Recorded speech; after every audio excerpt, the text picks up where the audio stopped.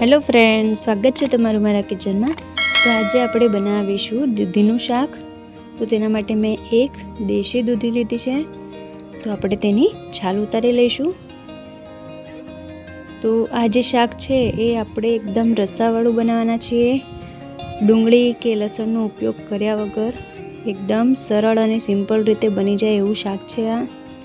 તો તમે આને વેટ લોસ માટે પણ બનાવી શકો છો। તો આપણે બધી છાલ ઉતરી ગઈ છે। હવે આપણે એના ટુકડા કરી લઈશું।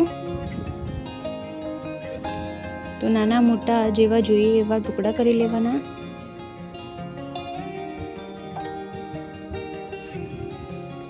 તો આપણે જે દૂધી છે એના ટુકડા થઈ ગયા છે। હવે આપણે વઘાર માટે 2 ચમચી જેટલું તેલ ગરમ મૂકીશું। તેલ ગરમ થાય એટલે એમાં 1 ચમચી રાઈ, હિંગ, હળદર નાખીને આપણે દૂધીના ટુકડા ઉમેરી દઈશું। હવે એમાં તીખું મરચું, મીઠું નાખીશું અને થોડું કશ્મીરી લાલ મરચું નાખીને બરાબર મિક્સ કરી દઈશું।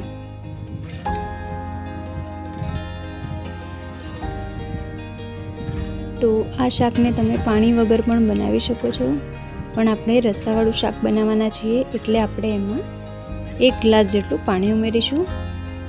તો આપણા જે મસાલા છે બરાબર મિક્સ થઈ ગયા છે। હવે આપણે એમાં 1 ગ્લાસ જેટલું પાણી ઉમેરી દઈશું અને ઢાંકીને એને 10 મિનિટ લો ફ્લેમ પર થવા દઈશું।